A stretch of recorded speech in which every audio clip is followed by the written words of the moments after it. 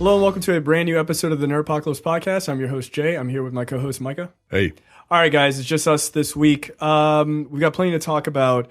We're going to talk about Gerald's Game a little bit. We do have a stupid tech story that is really, really silly. Of course, comic news. We actually have quite a bit coming out of New York Comic Con this week. Lightning round, movie and TV news. What the fuck? Brought to you by JTD, and of course, trailers, where we're going to talk about a couple of Netflix, and I guess they're all Netflix and Hulu shows, which is kind of interesting. Yeah. So, and most of them stink. Yeah. Two out of three are not good. Yep. So, we'll get there. But first off, Micah and I watched Gerald's Game. There is a review on Gerald's Game that Jack and I did. That's on our YouTube page. You can go to youtube.com/thenerdpocalypse, or you can go to Coming Distractions Pod and listen to our Coming Distractions podcast feed that just has our short movie reviews. So you can check it out either place. Micah, you watched it. What did you think? I actually enjoyed it. The trailer intrigued me, right? Because it's this couple who goes to a retreat and get a little freaky, and you can appreciate that. Yeah, one gets. That's why you don't use real handcuffs. You don't use real handcuffs, and you don't put them on like so tight that you can't get out of them. Because what if the guy drops dead? Then what are you gonna do? You're fucked. A pretty decent movie happens for the next hour and a half, and then the ending just kind of shits weird. the bed. Yeah, I didn't care for the ending. But yeah, it was good, man. Carla Gugino is super fine, and yeah, she still looks great. She does, man. And that old man, whatever he's doing, I got to do. Oh, Bruce Greenwood? Yeah, man. He's got that old man workout plan going, man. Yeah, it was really funny because before Jack and I did the review, we were just kind of talking about the movie, and I was like, that dude's like 60 and jacked. Yeah, man. I was like, that dude looks better than I do. Easily. Yeah, like he looks like he just stepped out of a Cialis commercial. Yeah, like they should have had two bathtubs. Yeah, with them overlooking a river. Yeah, exactly. Whatever the hell that means. That is a weird life analogy. I don't know what's going on there. It's a good movie, and I'm usually not like a huge fan of Stephen King's adaptations. Because they're normally shit. They're normally terrible. Yeah. But I think you guys mentioned it on the review. He's having kind of a renaissance with these movies, with it doing well. This is really good. Maybe would you like to see another Stephen King movie redone? Would you like to see The Shining redone? The Shining, for copyright reasons. Honestly, he literally has 5 movies in the works right now. So whether I want to see them or not is irrelevant. Well, yeah. But yeah, he's got 5. I mean, honestly, after watching it, what it made me want to do is go and watch it. Like I haven't seen it yet. So, I really want to see that. But then there's talk of like redoing The Stand. There's talk of all these other Stephen King stories that I've never heard of. Which is probably for the best, right? Is to remake is to adapt things that people don't have. You don't want to do Misery. No, you can't do Misery. It was too good. As a matter of fact, this was kind of Misery. Gerald's Game. Yeah. In a way. Yeah, very similar. The only other thing that I want to talk about with that movie, because you should just watch the review. That way you can see that Jack is alive. He is, in fact. Is that it proves what I've been saying since I was 9 years old. The dogs are evil. They don't care about you, no matter how much you think they care about you. Well, no, they don't. No, I'll be the first to admit that in this movie, your theory is correct. Oh yes, and art imitates life. Occasionally it does. Ironically, today I watched the episode of Atlanta where Lakeith Stanfield goes to the shooting range, and he takes he brings his own shooting target, and it's a dog. Yep. And the guy is like, "You can't shoot a dog." He's like, you're shooting a person. Like, Right, that's right, fucked up. Why right. can't I shoot a dog? Dogs from where I'm from are mean. They bite babies. Like, it's fine. It should just made me laugh. But yeah, the dog is definitely evil in this. Dog is evil, man. Yeah, pure evil. Dogs are fucking evil, and they don't give a fuck about you. So go ahead and kick a dog for your old buddy Micah. Kick a dog. We'll start a kick a dog campaign. Hashtag kick a dog. I feel like we're probably going to get in trouble for that one. You know what? We probably will because of all the ridiculous shit that we say. But I say hashtag kick a dog, and now all of a sudden everyone's going to lose their fucking mind. Yeah, that's how it works. God, I hate you dog people.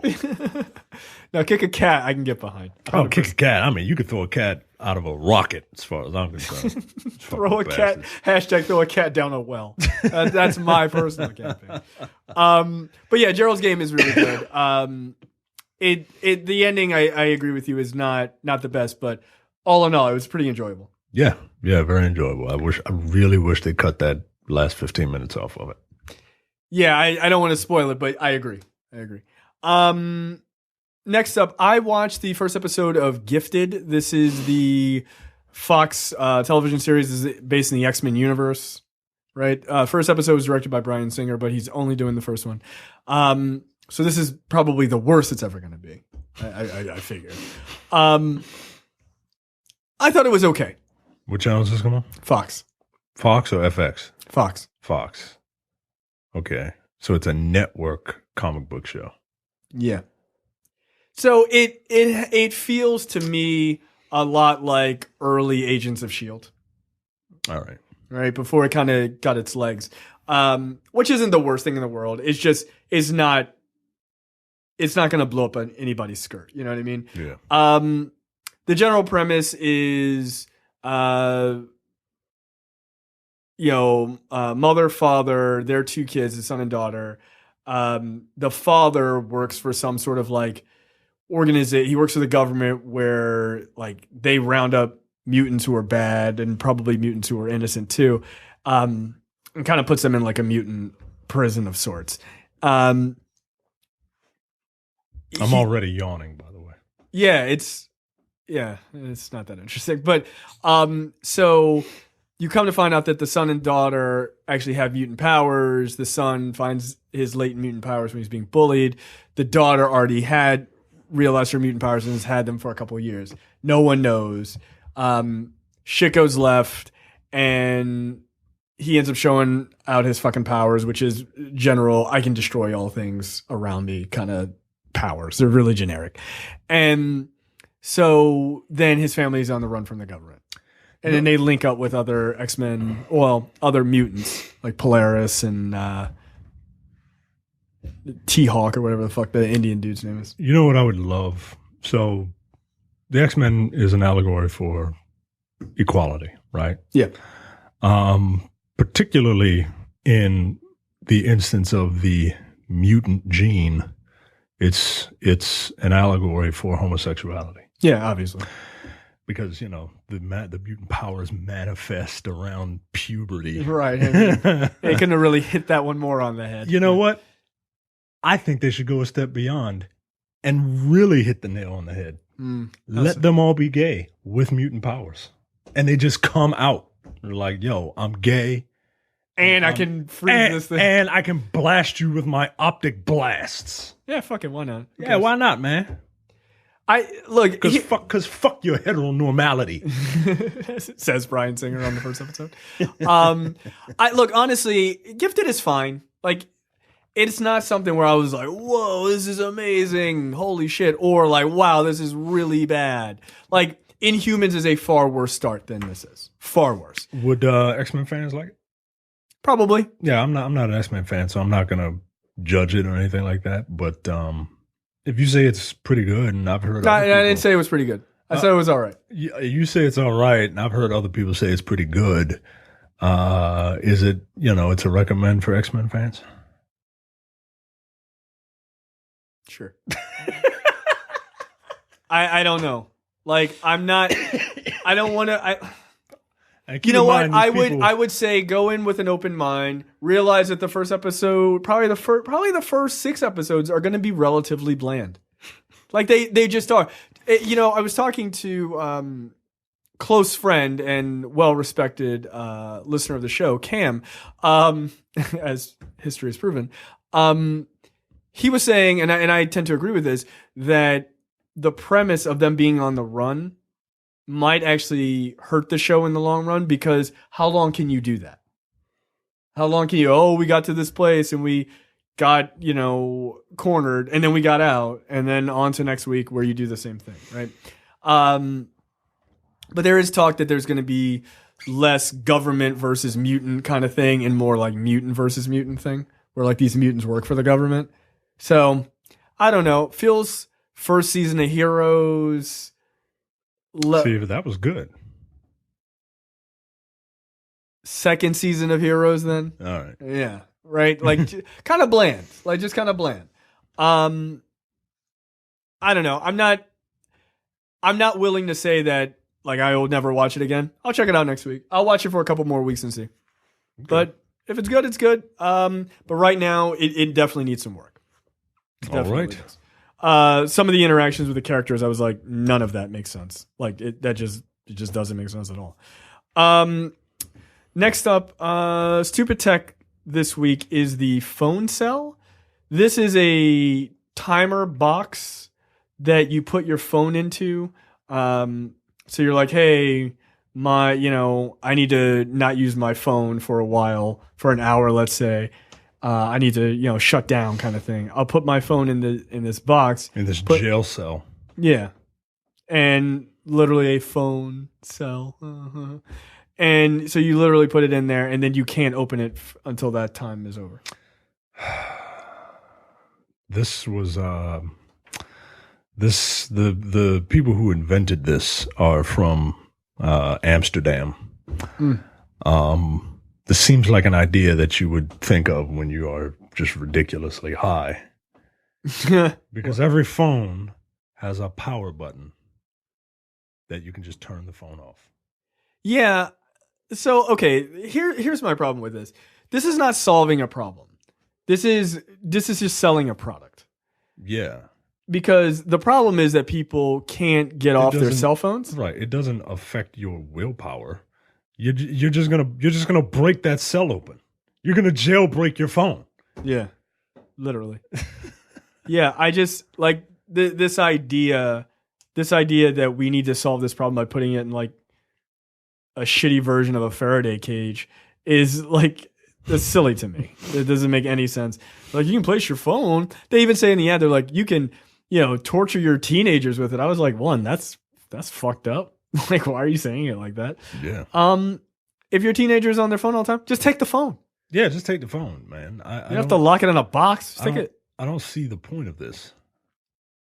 No, this feels like a solution to a problem that doesn't really exist. Yeah, just turn it off. Or, put that fucking Green Lantern ring on and have the will to not fucking pick it up. Yeah. Like especially when you're doing a podcast. Not me.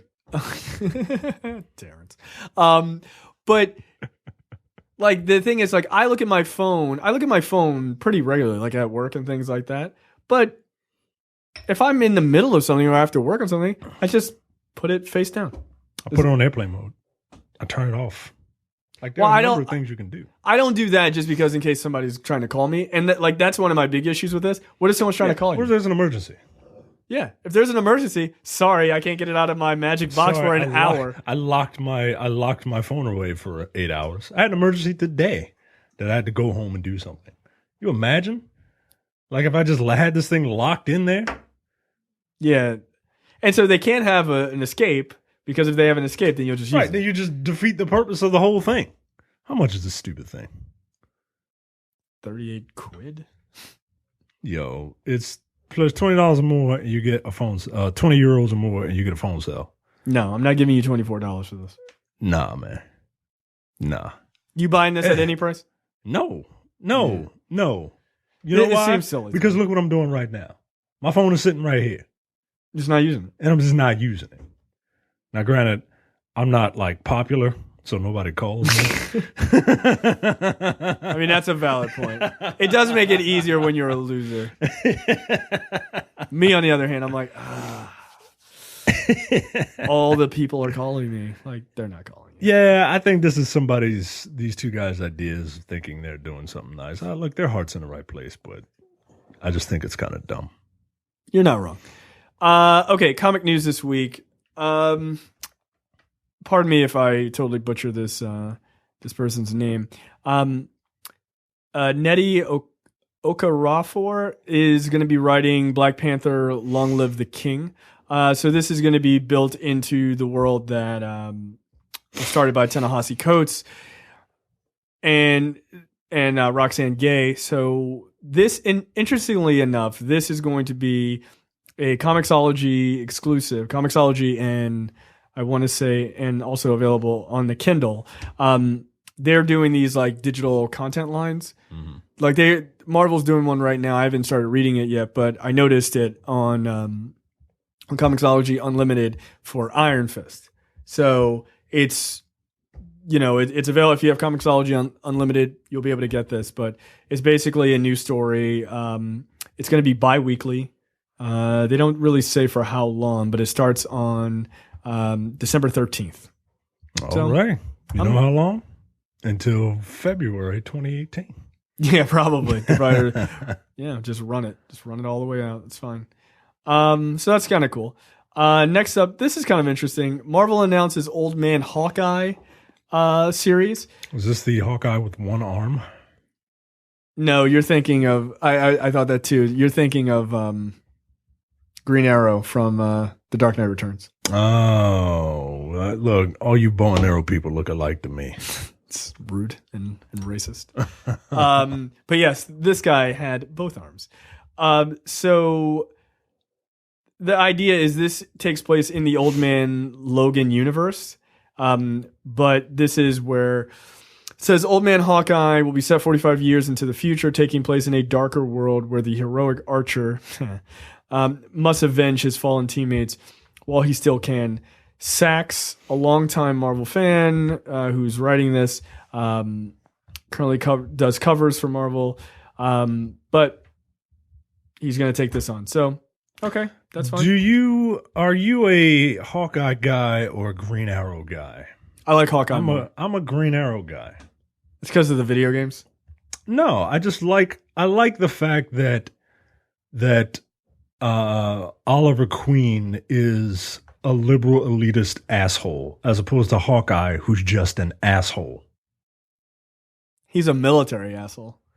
Yeah, and normally that would be my thing, right? But you don't see like hyper leftist anything. Like you don't see hyper left or hyper right in anything. No, they keep everybody pretty much in the middle. Right. So to see this hyper leftist, hippie, yeah, like. Because his type of character would be the type of character that would use bows and arrows instead of guns. And I respect it. Whereas Hawkeye, being a military guy, it doesn't make sense for him to have a bunch of fucking bows and arrows when his partner is shooting guns.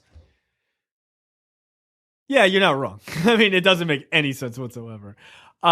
What's funny is Hawkeye's best stories are when he's not with the Avengers, because when he's with the Avengers, he's always in the background. They're like, "Oh my god, there's a world-ending event. Oh my god, what are we gonna do? We gotta get Reed Richards in here." And he's like, "I could shoot it with an arrow. I don't." Right. I don't know what else to do. Like, whoa, man! But Hawkeye was great as Ronin. Yeah, because he didn't have bows and arrows. He had like swords. Right. I respect swords more than bows and arrows. Which is weird because they are a completely archaic weapon. Oh, yeah. I mean, you're just holding a big old stick. Yeah. Essentially. A sharp stick that you just poke at. But yeah, so I kind of like the idea of this being back in the Old Man Logan universe because I really enjoyed that story. So we'll see. I'm very interested to see what they do. I hope they just do a whole line of these. Of old people? Yeah, you know why? Because you're getting old. Yeah. I want to see it from my perspective. Goddamn kids with your Kamala Khans and I'm right there with you. Why the fuck is Cyclops a boy? Yeah, he was a man when I was a kid. Goddamn it! I looked up to him. Now he looks up to me.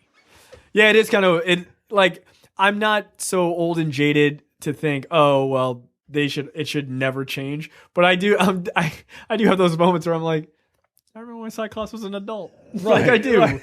And I, as much as everyone hated him, I liked him. I liked him, man. He gets a bad rap. He does get a bad rap because he's the one that was trying to do the right thing. Yeah, he's a Boy Scout. Whereas everyone else is like, Logan, Wolverine. No, fuck that guy, man. That guy's got fucking problems. Yeah, he murdered all of the X-Men. See, that's what happens when you trust a dog. Right? That's what happens. Next, coming out of New York Comic Con, The Walking Dead co-creator Robert Kirkman announced a new, what he's referring to as an apocalypse adjacent series entitled Oblivion Song.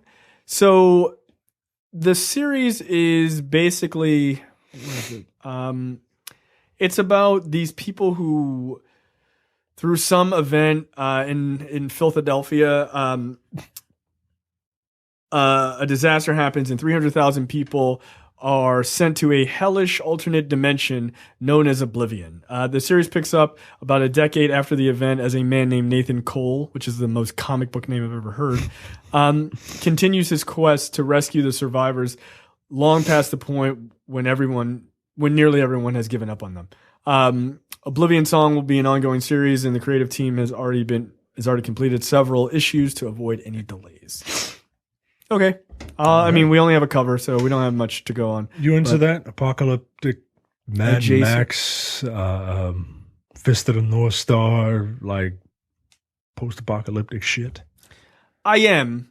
I do like an apocalyptic story. And I like Kirkman's writing, so I'll probably start reading this. Who drew The Walking Dead? Oh, I don't remember. Because they switched artists. Okay. They switched artists early. I think after the first trade, they switched artists. And I think it's still the same person now. Because I wasn't a fan of it, but I can't remember when I saw it. You know what I mean? I don't know if it was before they switched artists or after they switched artists. It's a significant, like, you're like, oh, okay, wow, this is totally different. Okay. Yeah. So, not sure. Okay, next up, question of the week. So we talked about Underworld becoming a series. They're taking the Underworld movie franchise and making it into a series. What other not so critically successful movies or franchises would have worked better on television? Leopoldo says it was a critical success. So I don't know if it fits the guidelines, but Run Lola Run. Opening credits could be her starting her run, and each episode ends with her falling spectacularly. Season finale is Manny getting the money back each time. Each season could be a totally different scenario and cast. Huh, that's interesting. I've never seen Run Lola Run. It's been a long time since I've seen it. Ironically, if you like Run Lola Run, you should go check out a movie called Good Time. So that's the one with Robert Pattinson. I reviewed it on Coming Distractions recently, probably in the last couple of weeks or so. And it's an indie movie, but it's very much in that same feel. Kind of an overarching, very similar story. You would probably, if you dig Run Lola Run, you'll dig that. So check out Good Time. Michael says Resident Evil all the way. Oh boy! Just imagine how many boulders Chris Redfield could punch in a 14-episode season. Look, it's got to be a minimum of 14. He's got to punch one boulder every episode at minimum. Do you punch 14 boulders in that game? No, you punch one big ass. You punch a boulder inside of a volcano. That doesn't make any sense. That's not a place where people should be. While fighting Wesker. Like it's who's like throwing missiles and shit at you. Like it's wild, man. It's wild. I haven't played a Resident Evil game since I think Resident Evil 2. You would like Resident Evil 4. It's not scary. You can kill a bunch of Africans and you can punch. Wait, what? That's your thing, right? Yeah, I'm anti-African. I'm pro killing Africans. Hey, you'll love it. It's murdering people that you love to kill. And there's a black chick in it that you can objectify by putting her in a fucking bikini. Is that God damn it. I understand that that's kind of offensive, but is that as offensive as shooting young anime girls with water guns? I wouldn't know. I don't know what you're talking about. Oh, okay. I was just wondering. That must be another guy Yeah, with the same name as me. A serious fucking show. pervert. Yeah. Crazy. Trey says, "Bad boys, the world needs 2 black cops against this insane world since Fox refuses to give us gangbangers versus terrorists again. Hashtag Black Bauer." Yeah, man, I was pissed. I enjoyed Black Bauer and having them DC thugs killing Muslim terrorists. That shit was fucking funny, man. It's ridiculous. It is yeah, but so is 24. 24 is utterly ridiculous. Yeah, I got no problem with that. So, yeah, man. That's all right. Bring that. I like that. Bring back Bad Boys. Leopoldo comes back and says, "Not a successful movie. Robot Jocks. I love this movie. Keep it done in its horrible late 80s cheesy tone. And go buck wild with the giant robot fight scene." Have you ever seen this movie? Nope. Okay. I've never been into giant robots. Okay, so Robot Jocks is a very, I want to say interesting, but that's not the right word. It's a very interesting movie in that it's a future where they've kind of outlawed war.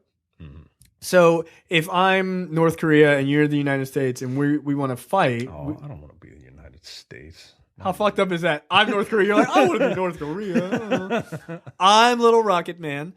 And so if we wanted to go to war with each other, what you would do instead of actually having a war is they would have like they have a stadium with people like in the stands, like a NASCAR or something. And then these 2 giant robots, one from each country, fight it out. And whichever country wins, like the losing country has to pay them so much money and everything else. That way nobody dies.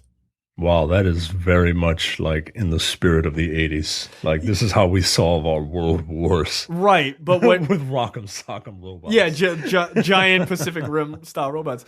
But what happens is like shit goes bad and like the fist of one of the robots, instead of firing off like a missile and hitting the other robot, it fires and hits the crowd and kills a bunch of people. And wow. Yeah, and then it just goes off the rails. Well, this movie just got really interesting. It's actually not I can't say it's a good movie. And it's not even a good bad movie, but I enjoy it. It sounds like Real Steel, which unfortunately I have seen. Oh. And I do not understand people who like that movie. It's not great. It's bad. It's not great. But the one with Hugh Jackman? Yeah. Fucking doing Superman punches. Pantomiming Superman punches while his Rock'em Sock'em robot fires off a Superman punch. Because kids' movies. Anthony says, Constantine. Oh, wait. Hashtag bring back Constantine. Oh, sadness. Gaston says, Last Action Hero might have made a decent series. Those last few Terminator movies may have worked out as well. Well, they did that. They did that Terminator series. I never watched it. The Sarah Connor Chronicles? Yeah. Yeah, I never watched it. It wasn't for me. No. Not a huge Terminator guy. I do like the idea of Last Action Hero. But I feel you got to get a good kid. If you don't get a good kid, like, it's over. Yeah, I would agree with that. And you need someone with the personality. Like, you have to have someone with the presence that Arnold Schwarzenegger has, and that's going to be very, very difficult to match. You know who I would pick for that? Joe Manganiello. Do you think he's got the charisma? Yeah, I think he probably could pull it off. But if it wasn't him, and if this guy's star wasn't rising so fast, Jason Momoa would also be good. He's got charisma.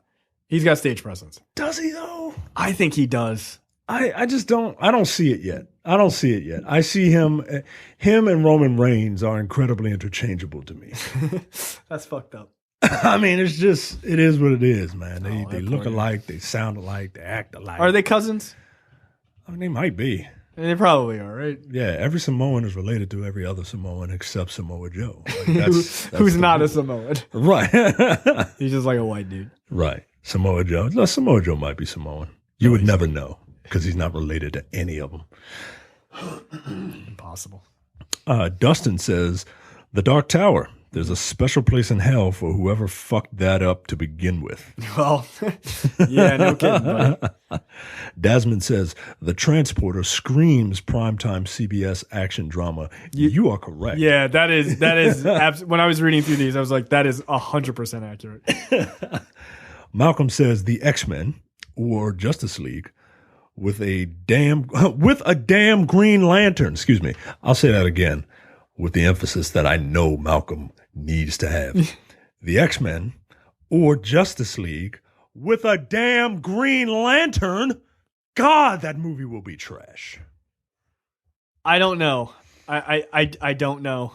I cannot speak on whether that movie will be good or not. You know what's going to happen, Malcolm. Literally 100% I don't know. You know what's going to happen, Malcolm. Either A, the movie is going to be good, but it'll be one of the myriad of white Green Lanterns, which I know is going to piss you off. Or Tyrese will be the Green Lantern. And then it's just like, well, fuck this. I don't want to watch it. They're not picking him. No, they're not picking him. They better not. More on that dumb nigga later. Terrell says, I don't think that the world cares about werewolves and vampires anymore. Sir, it's lichens and vampires, but whatever. You had it right, Terrell. Bach says Constantine. Oh, right. Gavin says Waterworld. Never saw that movie. It's just Mad Max and water. You know what? I'd see it. Sounds like a nightmare. Because I can't swim. Yeah, you would not fare well in Waterworld. There's no black people in Waterworld. That's probably for the best. Lavares says The Passion of the Christ would make an excellent series. I guess. They have it. It's every fucking Sunday. Good Lord. What was just 22 minutes or 42 minutes a Beatings? week of just a guy getting the shit kicked out of him. Yeah. So like UFC just beat you with a cat o' nine tails. Malcolm says Blade. Rory says they did that. I don't know if you remember, but yeah, they did. Sticky Fingers. Sticky Fingers was Blade, man. That was not good. On the Spike Network. By the way, you can watch. I'm pretty sure you can watch Blade the TV series on CW Seed. I'm almost positive. Hey, yo, Whistler. Fucking who thought, hey, why don't we make Sticky Fingers from Onyx Blade? Who was in charge of casting that day? Somebody who thinks that all black people look alike. They're like, I don't know, Wesley Snipes, Sticky Fingers. Whatever. Who gives a shit? Oh man, that could have been something good, man. Like they could have. It could have actually worked. It had a lot of potential. Rory says Back to the Future, and Stuart says Hansel and Gretel Witch Hunters. I didn't see that movie. Was that movie any good? I watched about 10 minutes of it, and I was sick of it. I thought it was bad, but that's just me. I don't know. Maybe people will like that. Yes, I was correct, by the way. You can watch all 13 episodes of Blade. Wow. You know what? Might have to do that. I might have to do it. I might have to do it. I will report back on how terrible the Blade TV series is. Hopefully next week. All right.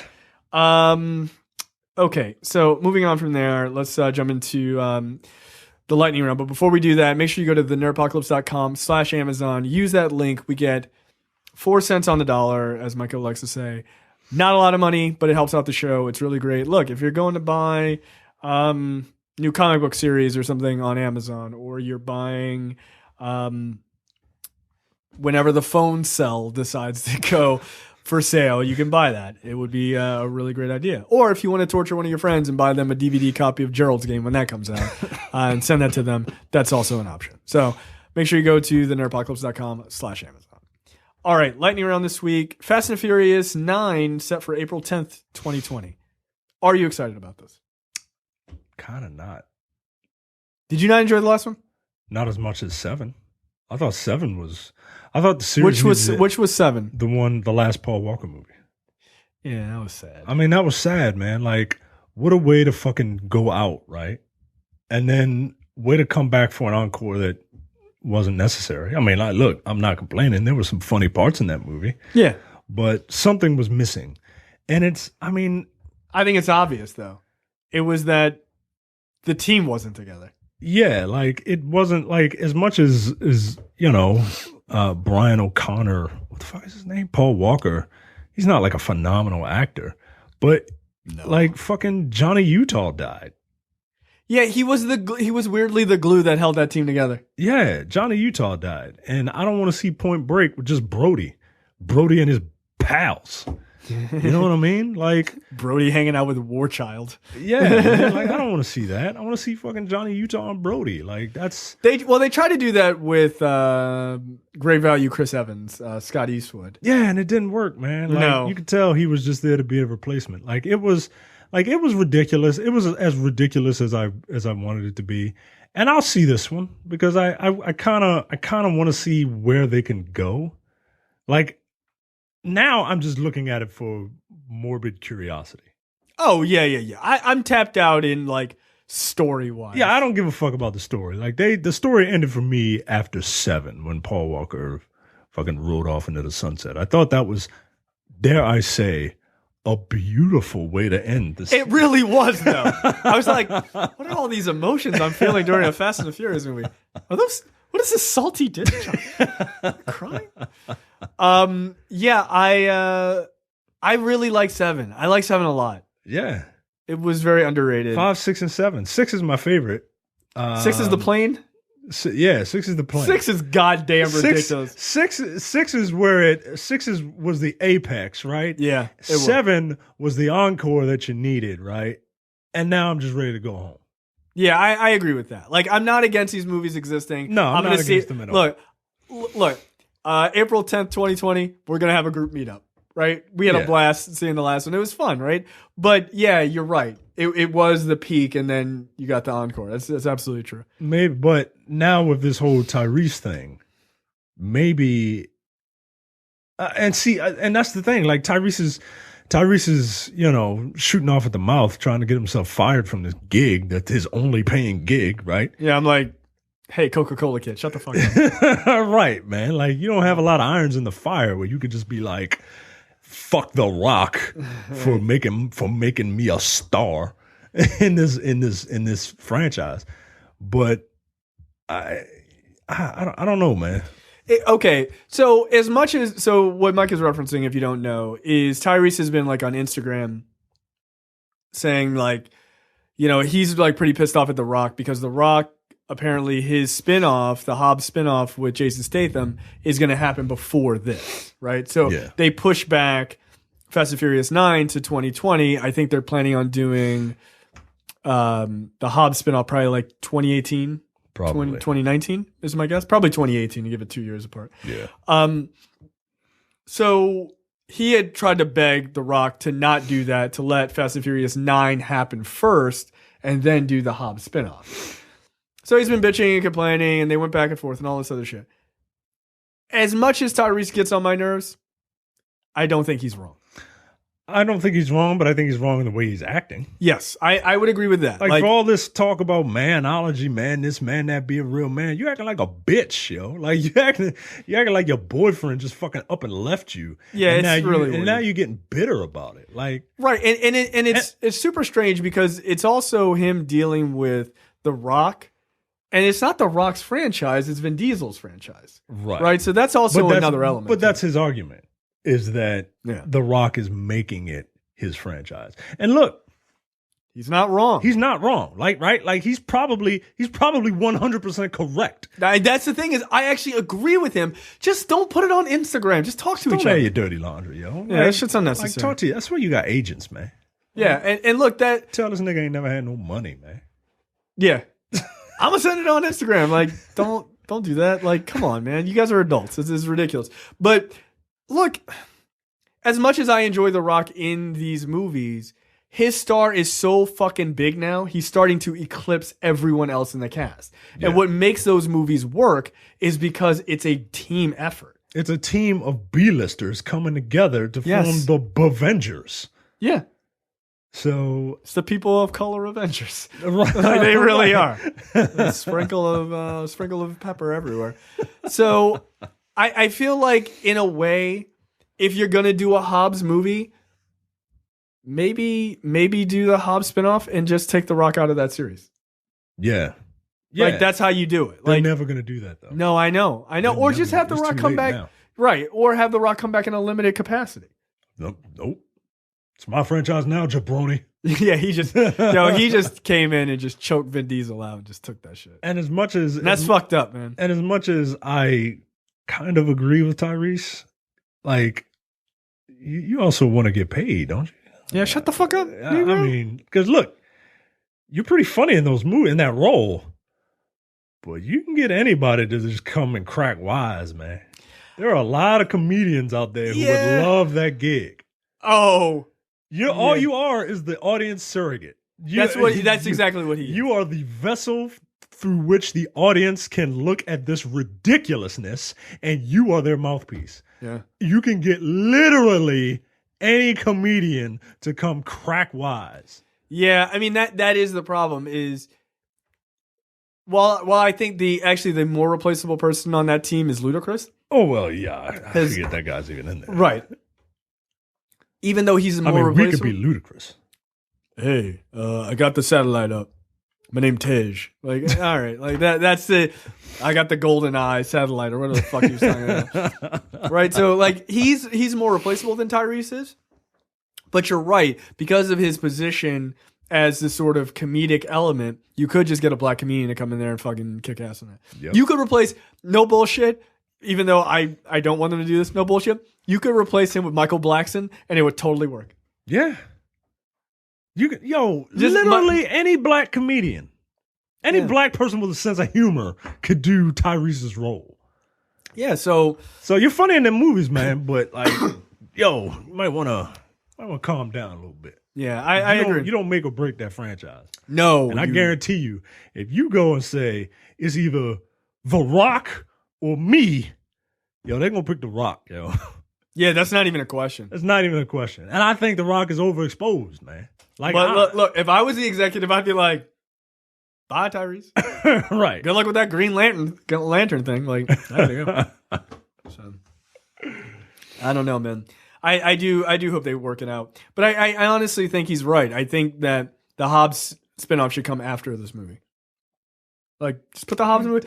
What's the Rock? Do we even need a Hobbs spinoff? No. I don't think we do. No, we absolutely do not. Honestly, what I would like to see, I'd like to see the Shaw Brothers as a spinoff. Yeah, because you know what? Jason Statham stole every scene he was in. He did. Especially at the end. He was fighting people. With a baby? With a baby? What the fuck? What kind of ghetto-ass John Woo shit is this? Yeah.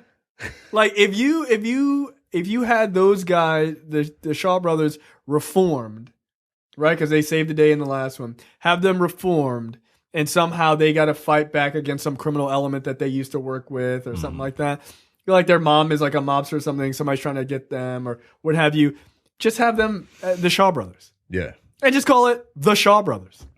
I don't think you can do that. Oh, yeah. It's just like, wait a minute. Where's the karate at? Hold on. This isn't what I want. I mean, they got the baby in it. That's cool. But yeah, you could do that as a spinoff. But like, I mean, look, I like the chemistry between Hobbs and Jason Statham's character, but yeah, I don't The think Rock is really overexposed, man. He really is. Yeah. I hate to say this because I like him as a celebrity. I'm getting sick of him.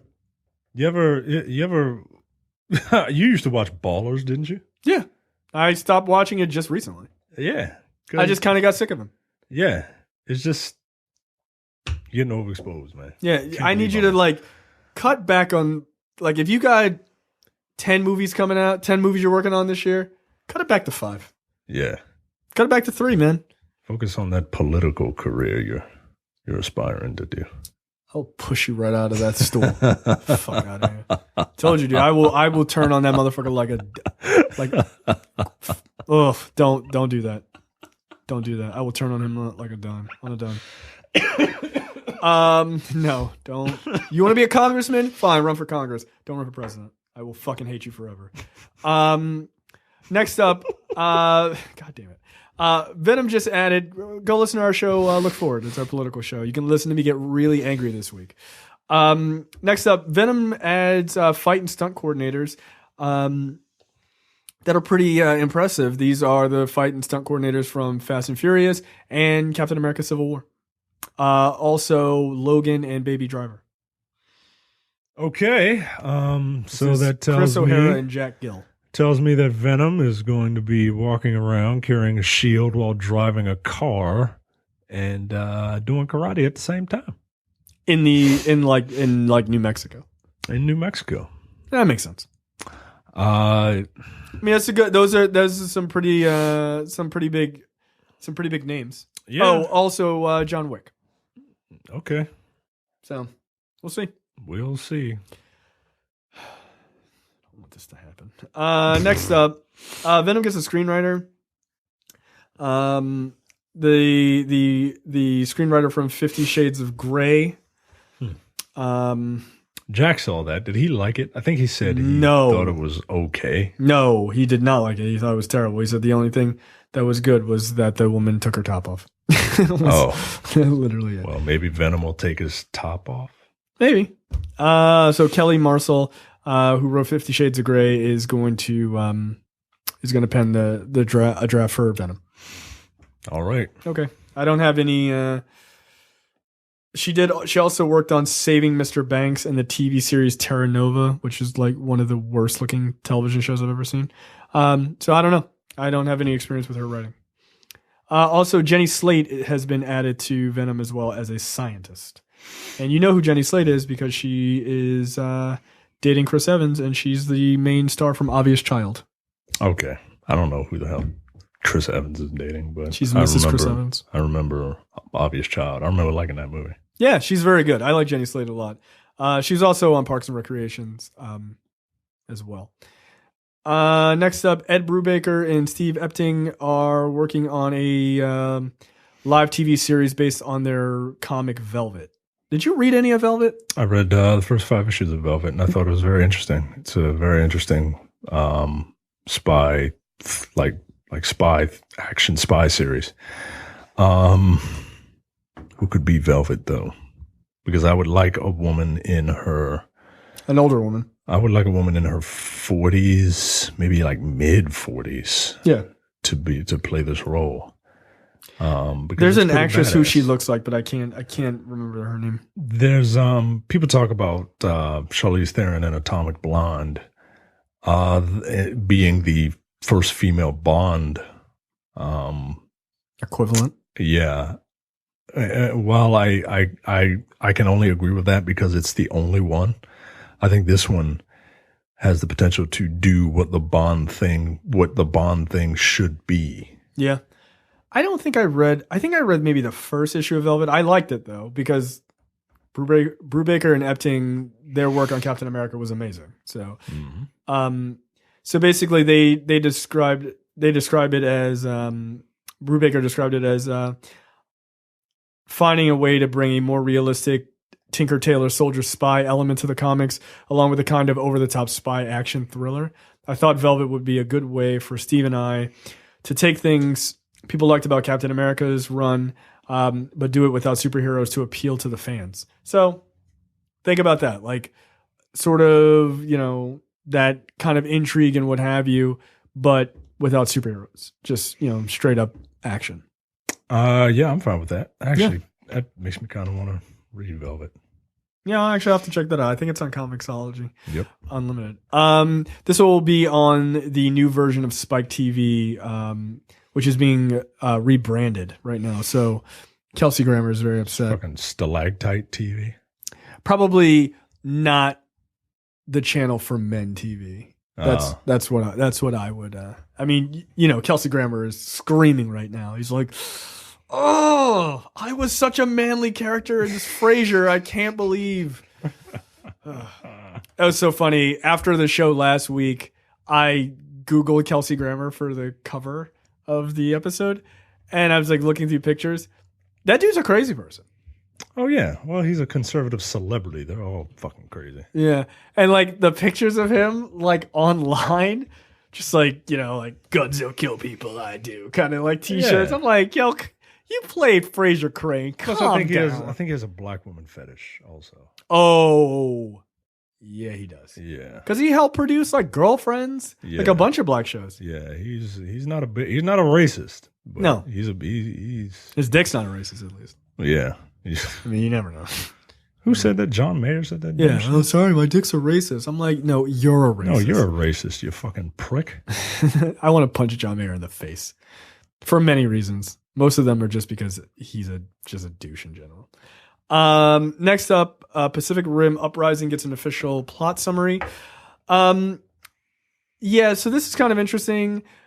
The premise of this is John Boyega's character.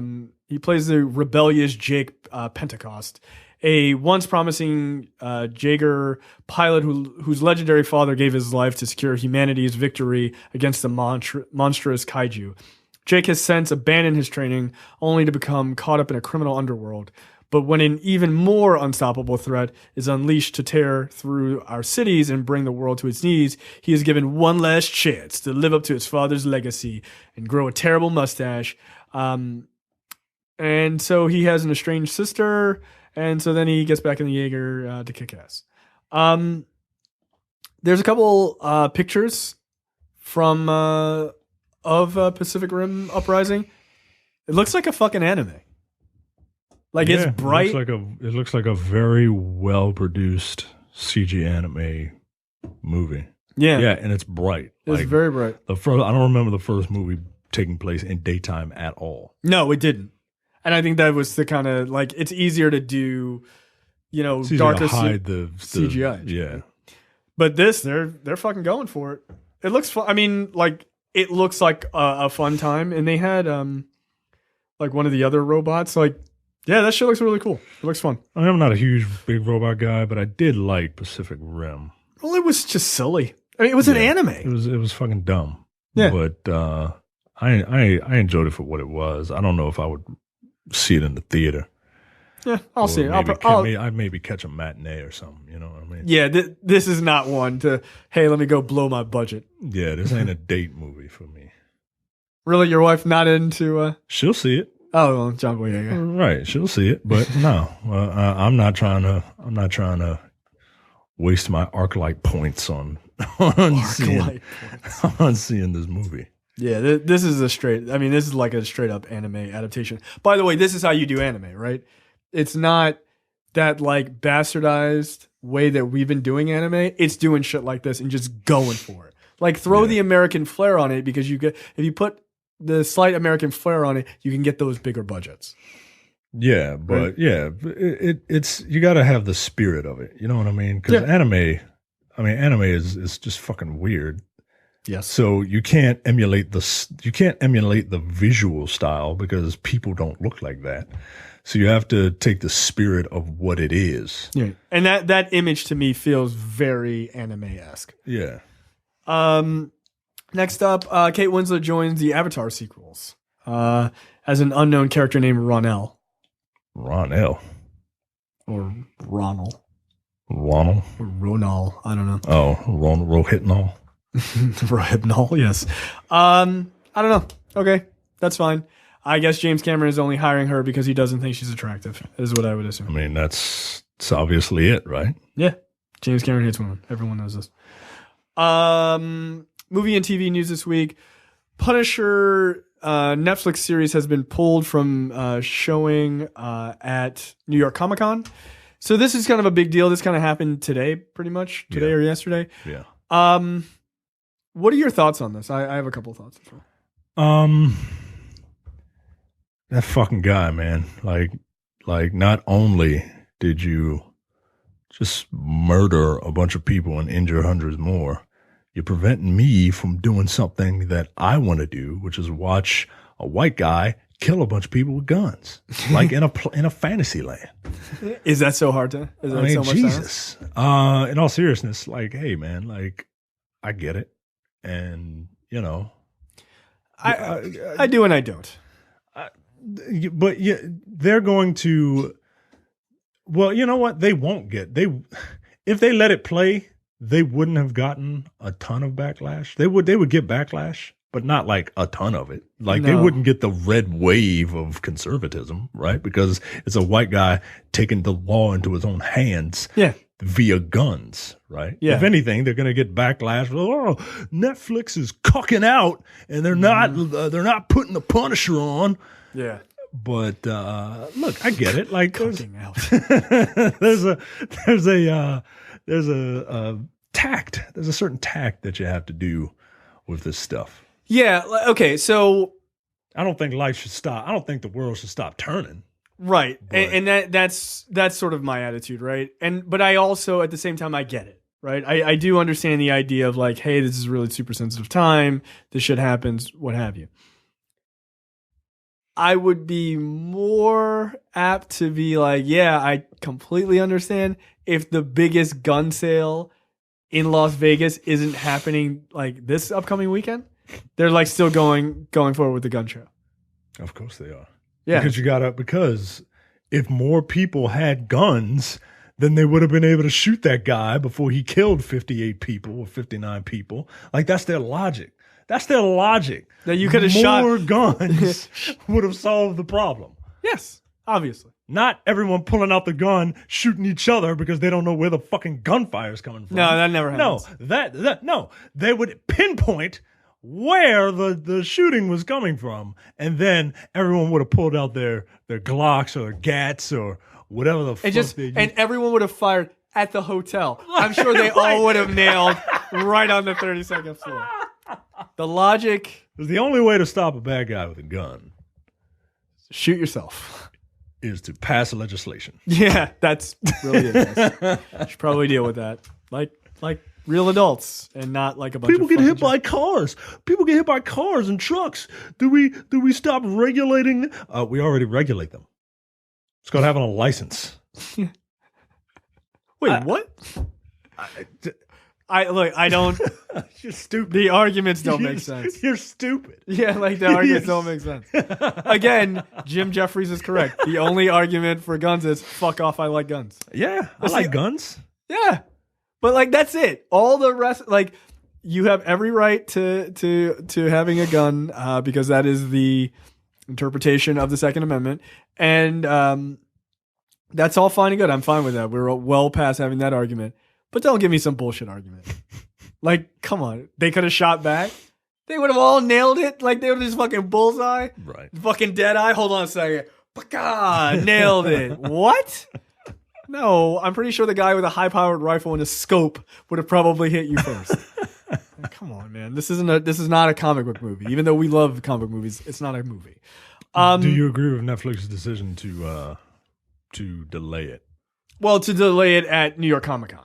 They're not delaying it. To delay it at New York Comic Con. There's no word as of this taping that they've delayed the release date. Well, they haven't given a release date, so sometime in 2017. Right. So they actually are in a place that's actually kind of nice because they're like, it was always going to be December 31st. Like, right. Wait, what?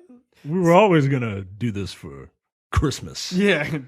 Yeah, this is your present. Like, no, you weren't.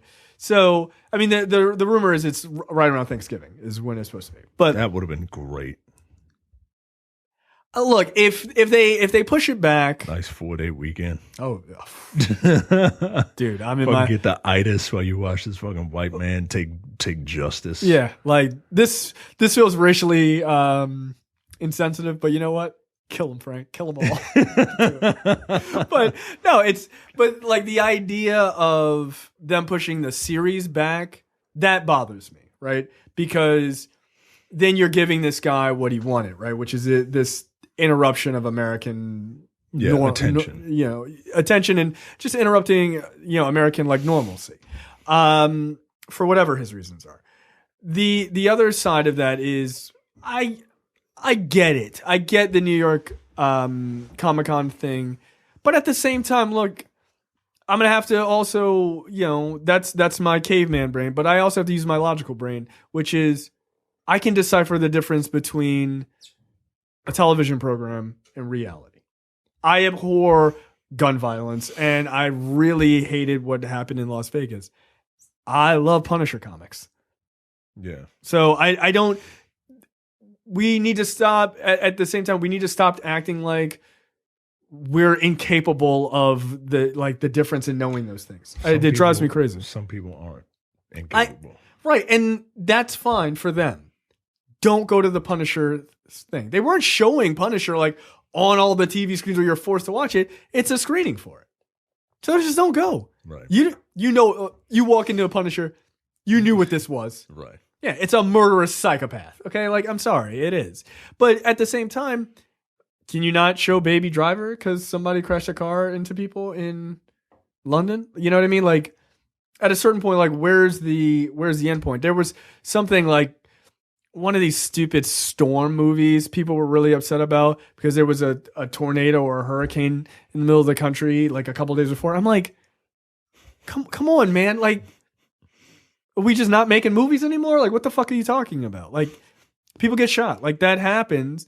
If we're not willing to do anything about it on a real level, don't spend your time worried about a television show. Like that, I guess that's probably my issue, is that we won't actually make real legislative changes that actually will fix it, but instead we'll be like, hey, let's hold this TV show up, because that's what did this. What if Netflix says, hey, let's hold this Punisher TV show until gun legislation comes out? Yo, it might change. It might change.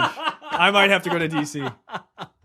Like, I have waited so long. Have you seen these other Punisher movies? They're all terrible. We finally got a good Punisher. Don't do this to us. Did you feel this way when Spider-Man came out? The first Spider-Man came out? Oh, with the Twin Towers thing? Yeah, Spider-Man came out.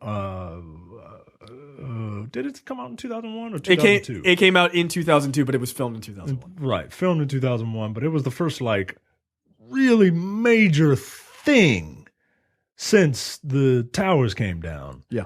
And they had a beautiful shot and all the posters, and it was supposed to be in the movie of the Twin Towers with a spider web caught in it, and Spider-Man had caught burglars who in a helicopter were in a helicopter trying to fly away. And it was a beautiful piece of marketing.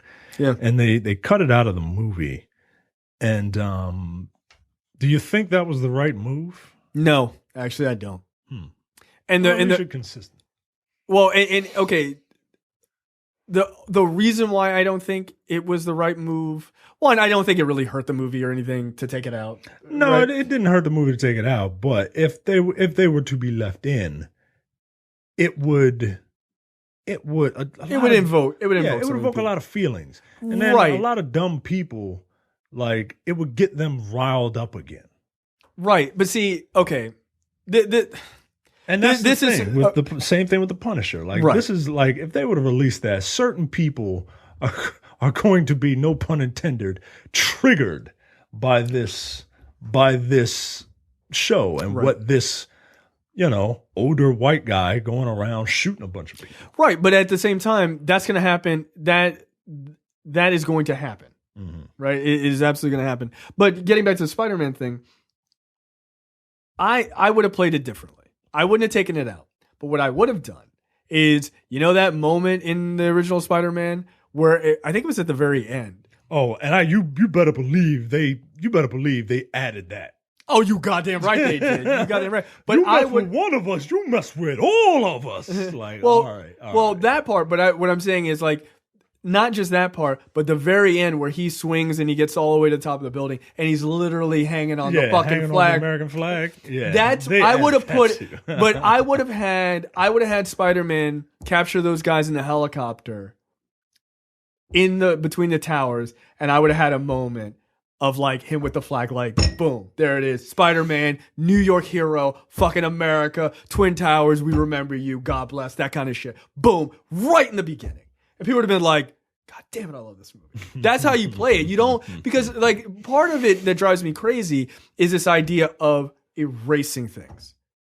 Yeah, right. People like try to do that all the time. Like this made me feel bad. I'm out.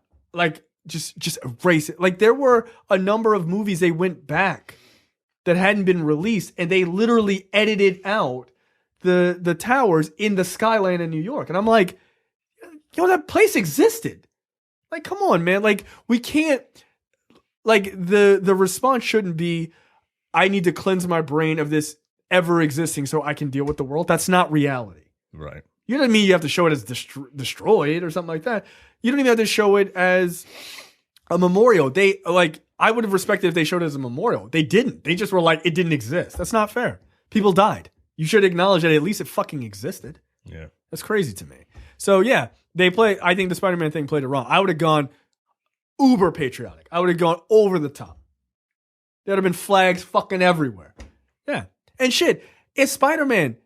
You could have had the one time he could have broke the fourth wall and just like had him wink at the camera or some shit like that. You could have. And then the movie begins. You don't think people would have fucking been in on that shit? I think so. Yeah. I mean, like you said, that ending scene, you mess with him, you mess with all of us. Like, I'm not even from New York. I was kind of like, yeah, fuck yeah, man. like, goddamn right. Fuck you. I mean, is there a Baltimore superhero? Black Manta. Is he from Baltimore originally? He's from Baltimore. One of his origins, he's from Baltimore. You know what? I support it. That's my hero. When I go to see Aquaman, I'll be like, yeah, Black Manta, you murderous psychopath. Yeah, it's gonna be awesome. Next up, Hugh Hefner is dead. We didn't talk about that a couple weeks ago, or last week, and they're doing a biopic. He looks like Popeye. He's like an old sea captain. Like I can just picture him with a corncob pipe in his hand. He's Popeye. Popeye didn't make it, or if Popeye did make it. Popeye was a hoe. Yeah. So they're doing a biopic, a Hugh Hefner biopic, starring Jared Leto as Hugh Hefner. Is it directed by Brett Ratner or is it produced? Nope, not seeing it. Yep, that was my attitude as well. Not seeing it. Not even gonna read the rest of the story. X'd out. Yeah, I'll see in the funny pages. Yeah, I'm not seeing this. No, Why? not a fan of Brett Ratner. Do you know what his movie studio is called? Or his Rat production? Pack or some shit like that. It is. Yeah, man, you got a real high opinion of yourself, buddy. I mean, I guess you have to.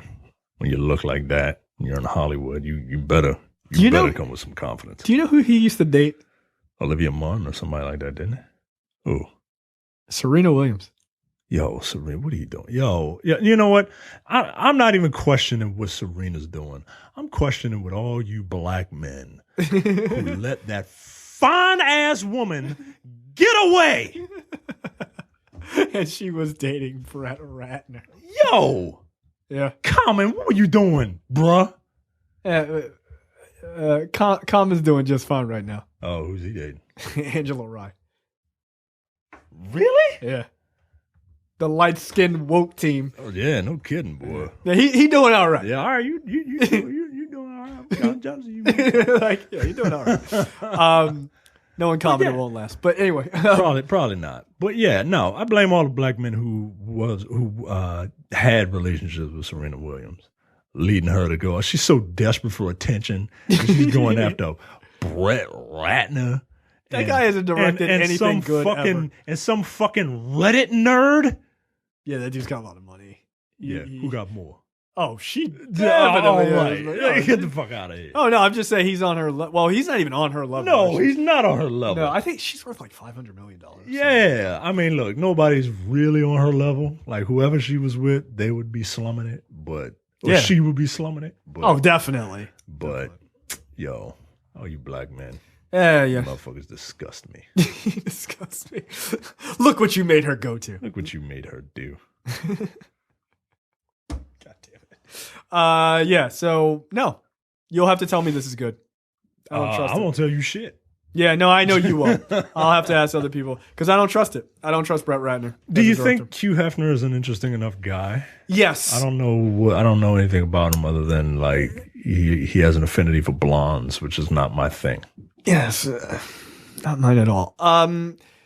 Yeah, he's an interesting enough guy. Like they've been trying to make this movie since 2007, apparently. My whole thing with Hugh Hefner is, are you really gonna do Hugh Hefner?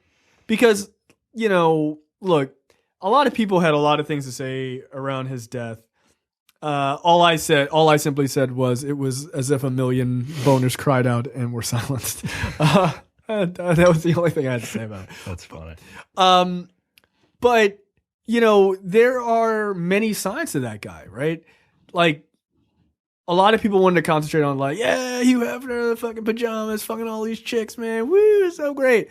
They wanted to concentrate on that and ignore like that guy really was kind of a scumbag to women. Like he kind of was. Yeah. Right. But there were people who were like, oh, that guy was a scumbag to women. But they also ignore like he was a big civil rights person.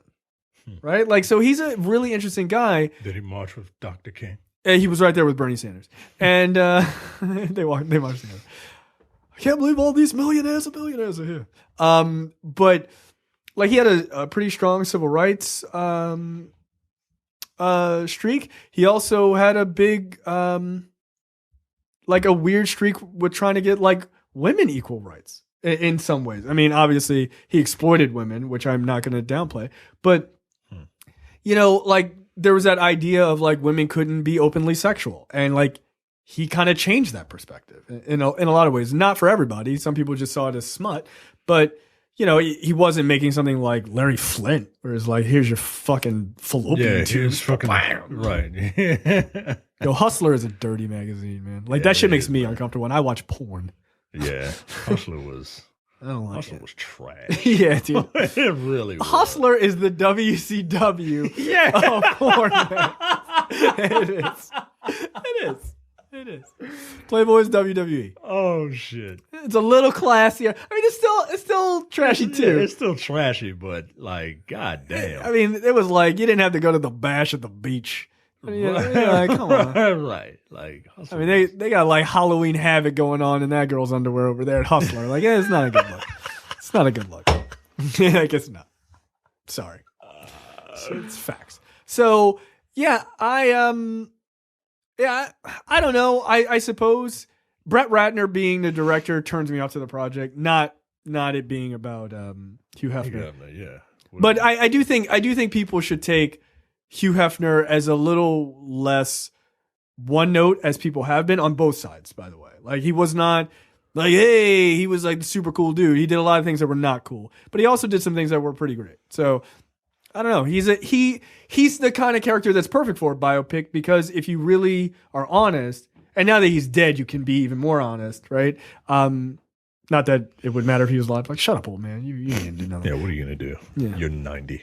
Right. But now you can be a little bit more honest and show his flaws. Because that's one of the things in biopics that drives me crazy is like, they're all perfect or they're all evil. Like, rarely are people like that. Yeah. So, except for Cam. Cam is all evil. That is the truth. So, yeah, we'll see. Next up, Netflix is raising its prices for U.S. subscribers. They are taking their $9.99 plan and moving that up to $10.99. They're taking their Ultra HD plan that allows you to watch up to 4 screens at a time from $11.99 to $13.99. And their basic bitch pumpkin spice plan is $7.99 and will remain that way. All right. Well, most of you have the $7.99 plan, so is that just the single screen? Yeah, single screen on digital only. I think that's all I have. I have the $10 plan. What? Now. I think. I don't know. I just get paid. I just get billed. Matter of fact, yeah, I do have the $10 plan because I let my parents use my Netflix. That's not right. That's wrong. I have the 2 screen plan plus HD. So that's what, $10? Yeah, it's $9.99. Yeah, it's $10. Most people have the $10. You'll probably have the $7 plan. What's that? That's watch 1 screen at a time, but only in standard definition. I need HD. That's why. Yeah, I need HD. Yeah, Fuck you. I definitely don't need the 4 screen Ultra HD plan. No. My Roku doesn't even do Ultra HD. Yeah. Like, it doesn't. Look, this is a necessary evil if you want things that Netflix produces to come out. Yeah, look, I'm not mad at this. Yeah. Like, dude, you're paying $10 for the amount of content that they have? It's crazy. Most people, when they do their budget, they round up that Netflix thing anyway to $10. Like, oh, it's $7.99. Fuck it. Easy math, $10. Put on my little so now you're ledger. paying $1 more than you normally do. Right. I don't know. Like, for me, this is the least interesting story of the week. People are like, oh, I don't know. Mm-hmm.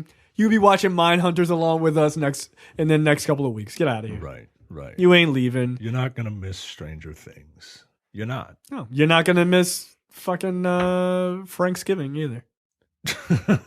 You're not right. You're not going to miss The Punisher. No, fuck no. Fuck no. Like, honestly, you and I were talking about this offline. Like, they have a ways to go before they hit the line for me.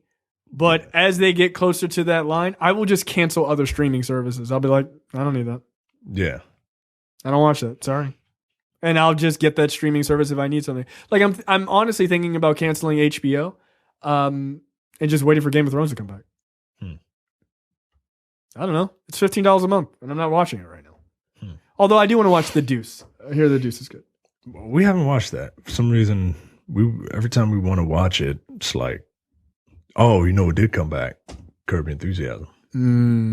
Okay, I'm going to have to keep it then. God damn it. God damn it. It's pretty good. I like how like nothing has changed. Nothing has changed. You're right. Absolutely nothing has changed. Like it's. Oh, why are they coming back? Like I don't know. They just hit the ground running, man. Nothing has changed. The same format, the same formula, but goddamn it, if it ain't funny. I like Larry David a lot. He's a fucking psychopath. Next up, Netflix makes an important move when it comes to what they refer to as urban films, but I hate that term. So films with people of color in them. I will go with that. So Netflix is going to host this Shaft reboot. So what they're going to do is they're teaming up with New Line to do it. Netflix is going to pay half the cost of the $30 million budget for this. In exchange for international rights and the ability to put the film on a streaming service outside of the U.S. 2 weeks after New Line releases it in theaters in the U.S. That's a pretty good move, actually. So Netflix needs to do things like this, especially with Disney pulling their catalog. Yep. And you need incentives to keep people, especially if you're, gonna gouge them for a whole 100 pennies. Oh my God! You need to do stuff like this. I like how Netflix is constantly trying to innovate and trying to, the forethought of what Netflix was like. Movies in the mail. What? Nobody gonna do that. Nobody gonna do that. They're gonna get smashed. Right. And look where we are now. Right. Like they're getting Emmys and shit. Or getting nominated for Emmys. So yeah, well, but this idea of spending or paying for half of let's get real. Movies with people of color in it don't generally get as huge budgets, right? For numerous reasons. And because they said, oh, this film's high, $30 million budget. A $30 million budget is not high. It's average for a regular movie. Is it? I think so. Because, these comic book movies aren't regular movies. Well, no. Those movies are like 150, 200 million. 30 to 50 bucks. $30 to $50 million. Is that average? I think is average for I don't know. A regular ass, like, drama. Decent movie. Okay. Well, okay. So they're saying 30 million is high. All right, sure. But Netflix paying 15 million and then having, and this is a pretty smart move, right? And the article doesn't really go into this, but if the idea that people of color films don't sell as well, if that's your argument, they're like, yeah, that's cool. We're going to put it on Netflix. So we don't have to worry about putting it in theaters for it to financially fail. We'll put it on Netflix and we know it'll be successful there. Because we can market it better. We can put it up on the fucking front splash page. It's Samuel L. Jackson. Boom, you put him in there. People will watch it. Yeah. So it's actually a pretty smart move. And then they're teaming up with like Dee Reese to do her movie, which looks like an Oscar contender, Mudbound. Ava DuVernay is doing other stuff with them. So yeah, I mean they're moving in a smart direction, and it's actually really cool to see. Why is Jesse Usher pictured next to Samuel L. Jackson? Because he's going to be the new Shaft. X. Yeah. Mm-hmm. He's the nephew. He's the son of the nephew of the original Shaft. What? Because remember, Richard Roundtree is Samuel that's right. Jackson's He's son. in that. He's Shaft, right? Yeah. Why do y'all like that movie? Why do y'all like that movie, man? I think I like that movie more because you hate that movie. I really don't care for that movie at all. Oh, it's not good. It's like, remember that cartoon James Bond Jr.? Yeah, why is he a junior? Why is he first of all, James Bond doesn't have any fucking relatives. But okay, whatever. He has a sibling who had a child. Why is he James Bond Jr.? That makes no sense. I'm going to name you after your uncle. Why? Yeah. No, why would you do that? James Bond Jr. All right. It's just silliness. Next up, they're making an animated Ghostbusters movie. Movie? Yeah. Yeah, movie. And they're telling it from the point of view of the ghosts. Does that sound interesting to you? Not really. Okay, moving on. Because it does not sound interesting to me either. Next up, this is actually an interesting story. DC makes it official that they are changing the way they're handling the DC universe. Obviously, they were going the continuity route, same as Marvel was doing or is doing. But after the success of Wonder Woman, they are deciding to pivot and change pace and figure out a different way to do this. I think I said on this show before that what DC needs to do is not be Marvel and just do whatever. Do what they want. And just do whatever. You want 50 different Batman? Fuck it. Do 50 different Batman. You want a Joker story in the 80s and a Joker story in the 90s and Jared Leto Joker? Fuck it. Do it. Do it. Why not? Because I don't think I think people do care about continuity and stuff like that. But I think only like hyper nerds care. Like us. People like us care about that stuff.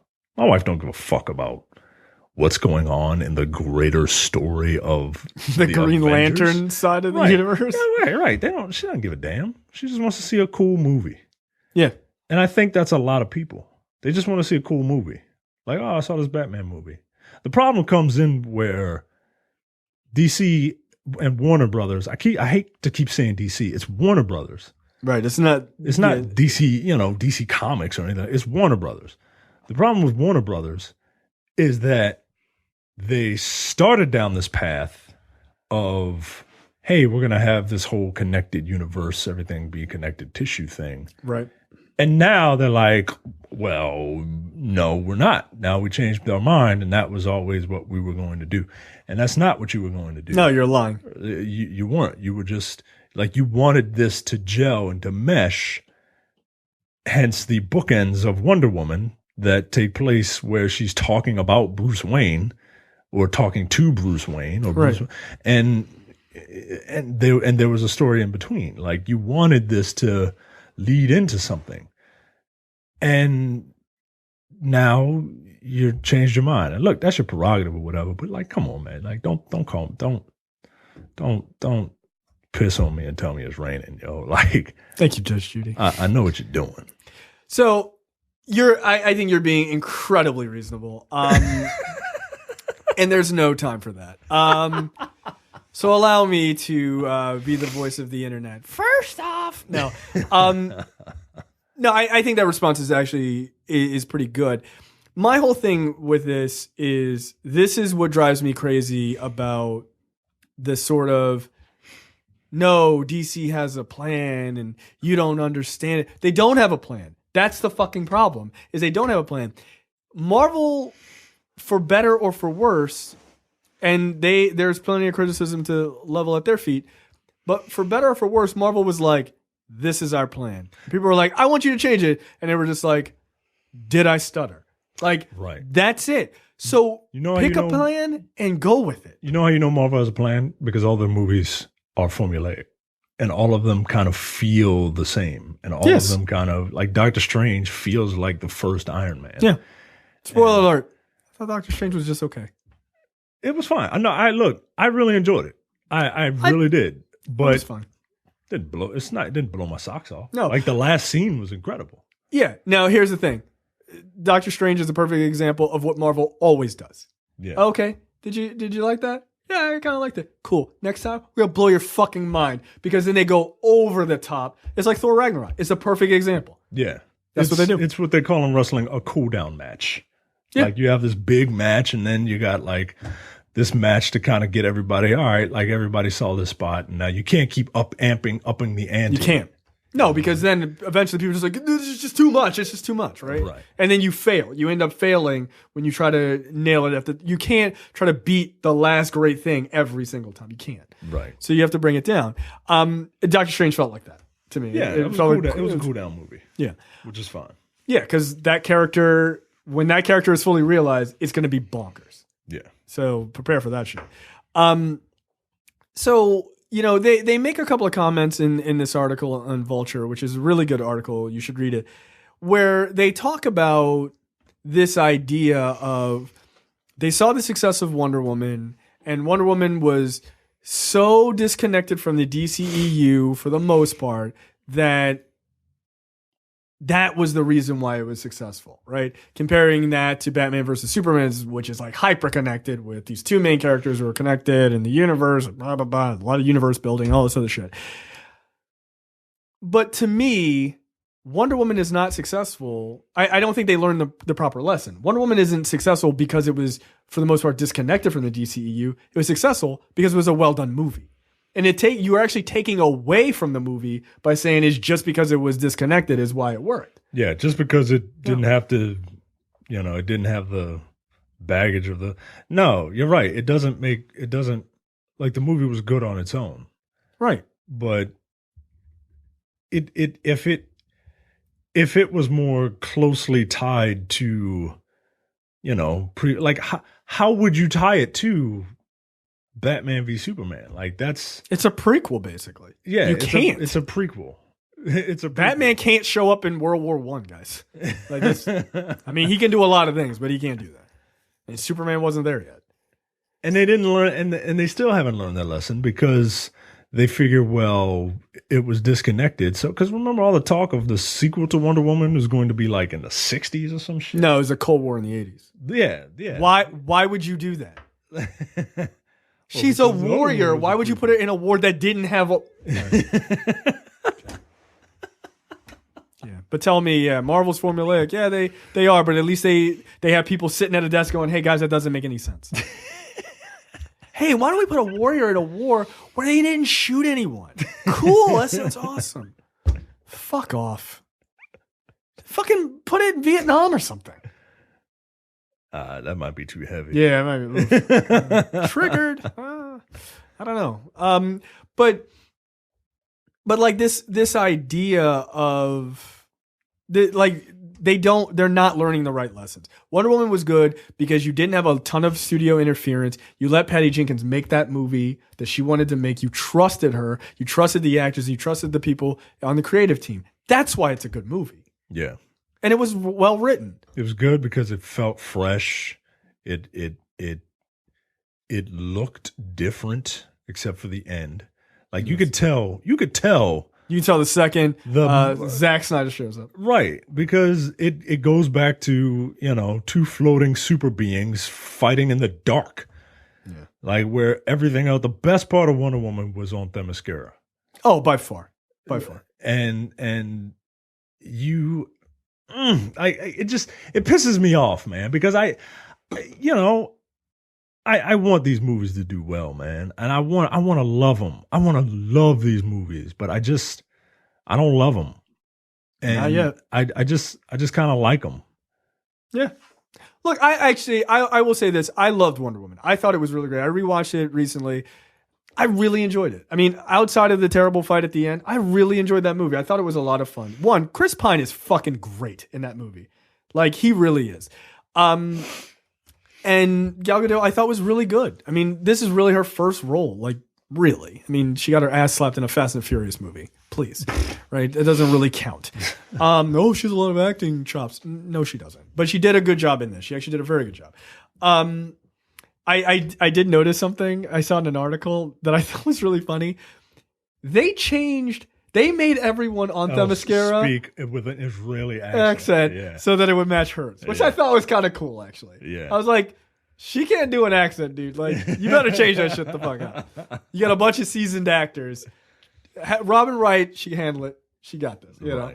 So, like, I really love that movie. I think it's really damn good. But the lesson has got to be more than just the connectivity issue. Because, look, you and I have talked about this. Marvel has plenty of movies that are not connected or connected at the same level as Wonder Woman was. And they were they worked not because of that. And they've had movies that have been highly connected that work, and it has nothing to do with continuity. They just are good movies. And whenever they introduce a character, essentially Wonder Woman is being introduced into the DCEU. Like, I know she had a cameo in BVS, but no, when they introduce a character by giving them a new, film, like, even think about it on the Marvel side. They're not like hyper connected. They're not as connected as people like to think they are. Right. Like Captain America, the first Avenger, is not like, it's not at all. Except to the end. Except at the very end. And how is Wonder Woman connected to the DCEU? At the very front and at the very end when she's in Paris. Yeah. That's it. That's it, man. Ant-Man's not connected at all.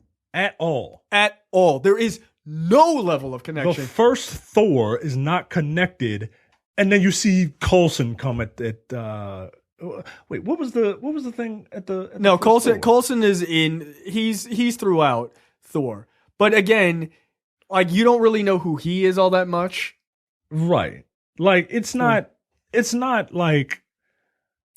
Iron Man 2. Right. It's not Iron Man 2 and it's not Avengers Civil War. Like, people were spoiled by Avengers Civil War now. Right. That is not going to be the standard for all these movies. Right. Look, and I will take this, and you can comment on YouTube or whatever, and I will gladly take this argument up with anybody. Spider-Man is not as fucking connected as people like to think it is just because Robert Downey Jr. is in that movie. He's in it for 5 minutes. Happy Hogan is in it more than him, and it's normally like, hey kid, what do you want? That's all it is. That is not the same as Civil War, dude. That's not the same at all. Those characters were like fighting and interacting. Oh shit, I gotta call these other guys. Like, no. That story is 99% of the time takes place in a high school, completely away from everyone else. That's it. Oh, and Captain America's on the TV. That's not really, that is connective tissue. That's not any real level of connection to those characters. Right. That's not. So whenever they, like you said, man, like Doctor Strange, his movie wasn't connected at all until the very end. Yeah, until the very end. Ant-Man wasn't connected at all. No. Until Civil War.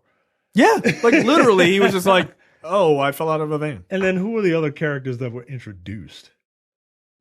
Like, you've got Hulk wasn't connected until Ed Norton's Hulk wasn't connected until the very end when Robert Downey Jr. came in and says, "Hey, we're building a team together."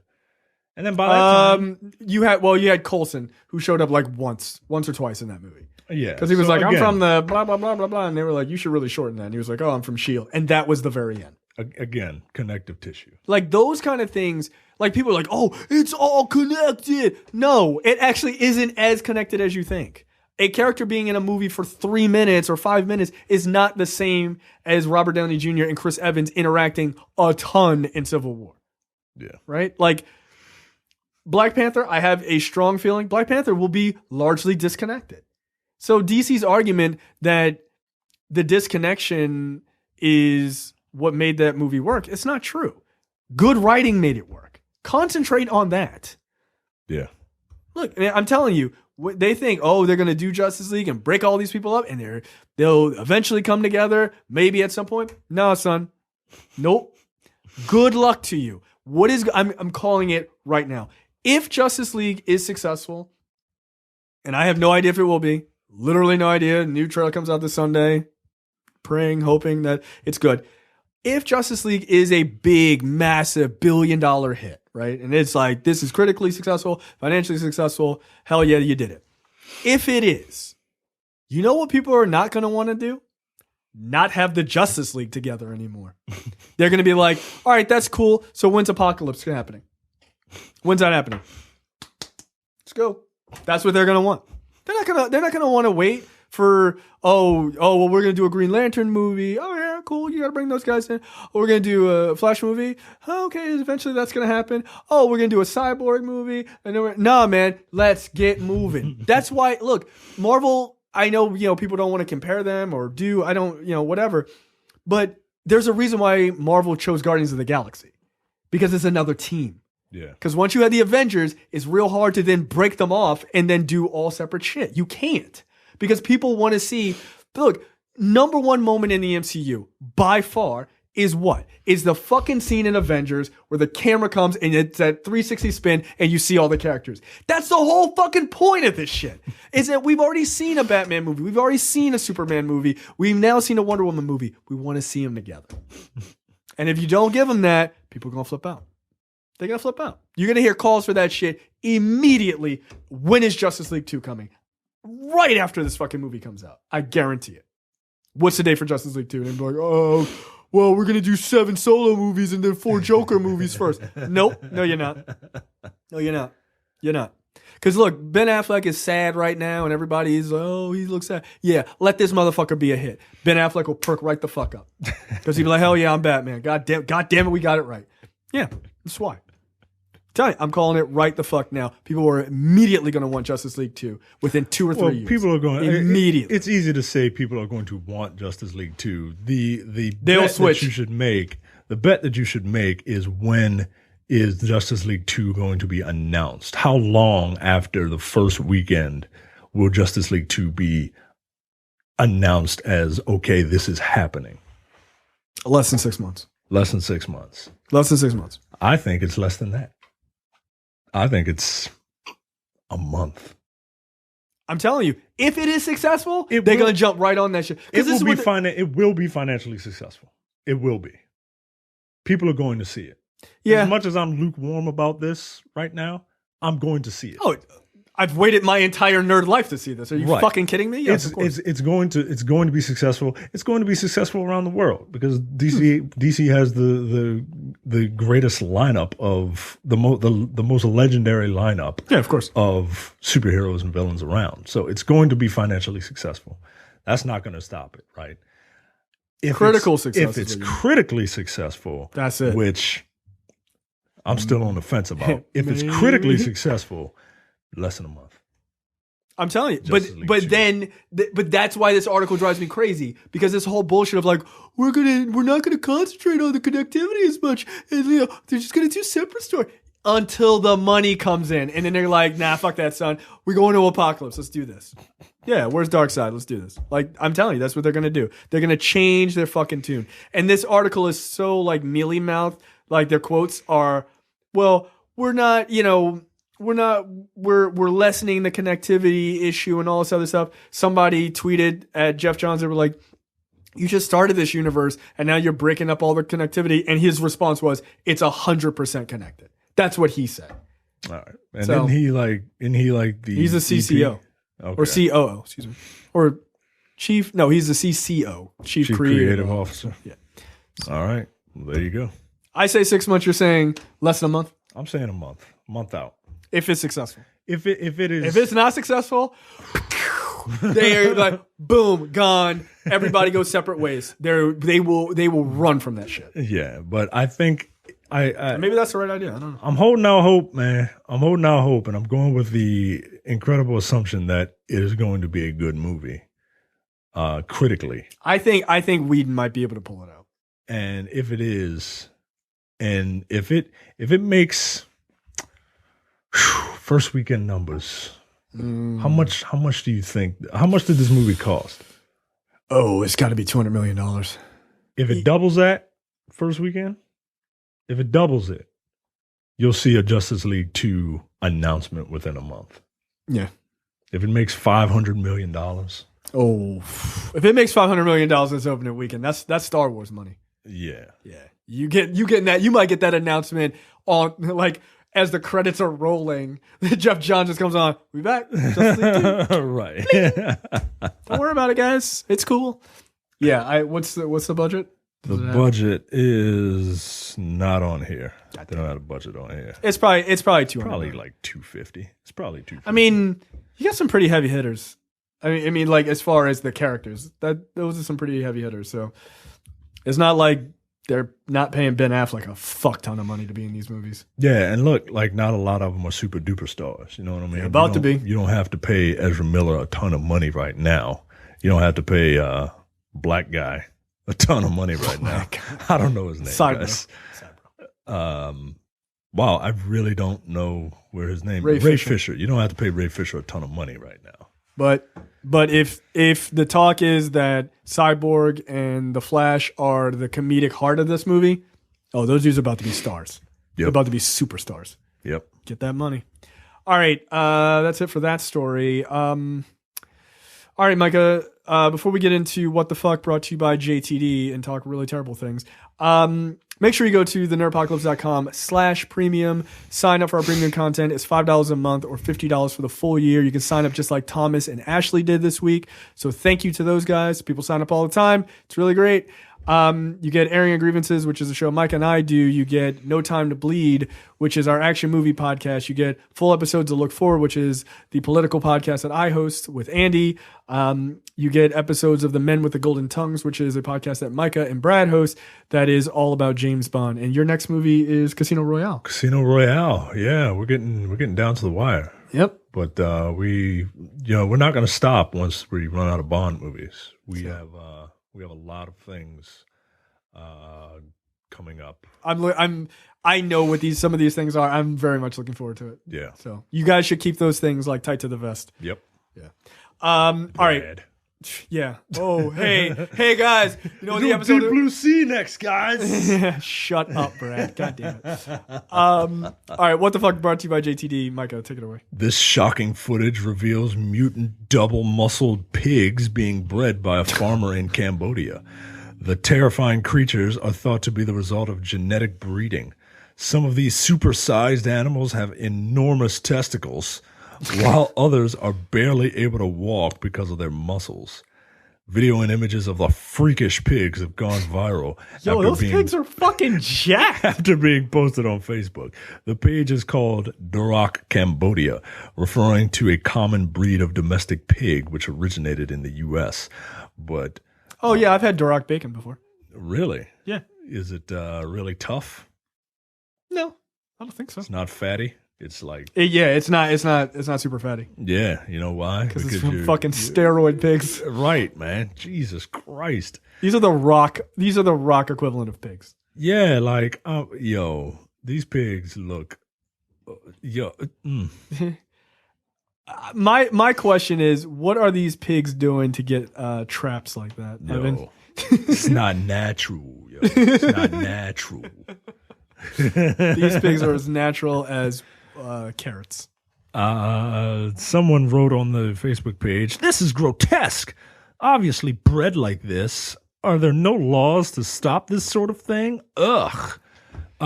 Maybe these pigs want to be jacked. Maybe these pigs are in their 40s going through their midlife crisis and they're like, yo, it's time to get in shape, bro." Look, these pigs know what's up, right? Like sometimes, look, like these pigs should have tattoos that say, "Do you even lift? Right. Do you even squeal, bro?" Yeah, this is crazy, man. Like these pigs are fucking huge. So I don't know what this guy is doing to do this to the pigs, but I was listening to this. I was listening to an article that was talking about, I think it's called mitocin or something like that. It's a gene you can turn off in your body, and basically the gene is what tells your body to not just build muscle, but when to let muscle go away, like that you're not using, right? Yeah. So if like you don't work out or what have you, but you can genetically turn it off and just build like crazy amount of muscle because it basically your body doesn't know to stop building muscle. Well, I need to figure out what that is. Yeah, you need gene therapy apparently. Yeah, look, I'm willing to risk it. And unravel your DNA and die. Yeah, good idea. Brilliant. It's all to get jacked, bro. These pigs are fucking beast. They look delicious. Well, I don't think they look delicious. I think they just look like super duper fucking jacked. Yeah, they're uber pigs. Like, what are you, I can't imagine eating like a slab of bacon off of that thing. Right. Like, you even cut into it. Right. Fucking Luke Cage pigs, man. But like, my question is, like, whatever they have, like, sometimes some people have this issue, right? But if you have that, and sometimes like bulls have this issue too, like there's a type of bull that has a problem. My question is like, okay, they don't even have to do anything to build muscle. Your body just does it, which is cool. That's kind of weird, man. That's crazy. Like, you just wake up, you're like, so fucking swole. Like, yeah, because you're like some fucking radioactive spider just bit your ass. Yeah. This is the origin of Spider Ham. Oh shit! It is. This is Peter Porker. That's amazing. Double muscled pigs. Oh amazing. Shit! All right, there you go. My story is disgusting, and I don't appreciate JTD sending this. You should never let people know your weaknesses. Woman baffles internet after posting pictures of her bizarre feet. Her toes are 5 inches long. That is literally as long as my fingers. That's gross. Yo. This woman who remains unidentified. Yeah, she could clasp her feet. Yo, she's disgusting. This woman who remains unidentified because she lives in a bell tower, I would assume, is reported to be a university student from Taiwan. She posted on a blog. You can't tell which one is her hand and her foot. She said she is 4'11", but her toes are so long that they seem out of proportion. 'Cause they are. Yo, she's the missing link. She is. We thought it was in like Africa somewhere. Like, nah, dude, it's in Taiwan. This chick is crazy. This is disgusting. I don't think I could be with a woman with giant feet like that. I don't think so. She'd be pointing at you with her fucking toes and shit. Yeah, like trying to get all sexy and shit, and just be like, "Hey, you over there." Oh my god! Pointing at you with your this is weird, man. Her digits are, I would assume, larger than Donald Trump's hands. Yeah, because he has tiny, small, little dictator hands. I thought you were gonna say that her digits were larger than his dick. Oh, probably. I mean, without a doubt. Yeah, this is gross. This shit tripped me out when she fucking clasped her hands, clasped her toes. I don't like any of that. I don't care for any of that. All right, trailers this week. First trailer is for the Hulu series Future Man. This is basically a comedy, like The Last Starfighter, a guy playing video game. Video game is real. It was a training exercise for him to save the future. But in order to save the future, he has to go back in the past and kill Keith David and stop him from creating a herpes medication. So I was going to try and give this the benefit of the doubt because Keith David is in it. But then I'm like, nah, I don't want to watch this. This looks bad. I'll probably watch some of this because I love the 80s. God. I will watch probably the first episode or two. This shit looks bad, man. It doesn't look good at all. Oh, it looks super cheesy. It's Last Starfighter meets Back to the Future. So we'll see. Here's what I think we can both agree looks bad. The Babysitter. This looks bad, but I would watch this. I would also watch this. Yeah, this looks bad. Like, this looks like a bad, like, goofy teenager. Yeah, like a goofy ass horror movie. Like, of these three, this would be the one that I would watch. Really? Because the other one I would watch more than that. I don't know what the hell the other one's about. It's just a bunch of flashing images. Like, I need a little something. It's a bunch of flashing images with ominous music in the background. Like, that's not gonna do it for me. I need something. Well, that's the trailer for Dark that Micah is referencing. Yeah, I don't know. I don't know what it is. I don't know what it's about, but this is your bougie moviegoer coming out. It's like, without a doubt, watch this. Like, I need a little something more. Like, at least with the babysitter, I kind of know what I'm getting. I think the babysitter trailer showed a little too much. Yeah, I would agree. Yeah, but other than that, it looks like dumb fun. It looks like something that you would, watch on a Friday night. Just watch coming out on Friday the 13th. Oh, is that what the date was? Yeah, October 13th is Friday the 13th this year. Okay. So, yeah, it looks like dumb fun. All right, we'll probably if I watch it. If I maybe if my wife wants to watch it, then I'll watch it. Like, all right, yeah, let's watch this. But if I forget to watch it, well, then so be it. Yeah, no, this is not going to be like, we got to put this one on the books. Like, right. No. Dark, maybe I'll check it out. I don't know. I just don't know what it's about. Like, and the trailer didn't do anything for me. I forgot to put on the docket the new Denzel Washington movie. That one where he's got like the not so great afro and like the big glasses. He's like an attorney or something. Oh, I'd have remembered that if I saw that. No, I didn't see that. It's a good trailer. It shows way too much. Oh, well, I don't want to watch it. Don't watch the trailer. But it does look like a good movie though. All right. Well, Denzel Washington's in it, so it's, it's a 50-50. Yep.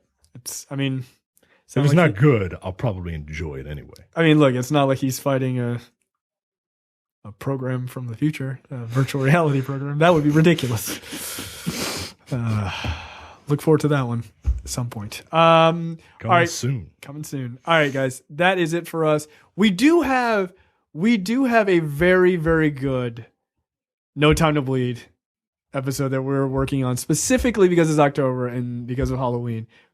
We have a movie, and I'm not going to tell you what it is. You want to tell who?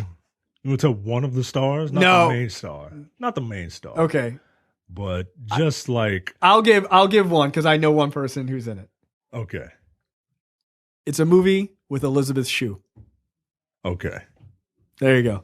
So even then, I think people know what that is. Well, don't say anything else. Oh no, we're not going to say anything else. So that's it. Look forward to that one for No Time to Bleed. One would say you won't see it coming.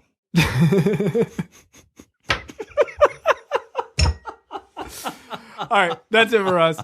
We will see you guys next week. Oh, no. I'm sorry. I forgot to read a 5-star review that we got. I really super apologize. 5-star review from Nuclear Winter. Title is Funny and Knowledgeable. Quote, been listening for a little over a year now, and I've loved every episode. Sometimes I have to pull my car over so I don't crash while I'm laughing. I started getting into the other shows on the network like Dense Pixels 2. Can't wait to listen to for another year. 5 stars. Thank you. Appreciate it, much. Nuclear Winter. All right, that is it for us. We will see you guys next week. See you.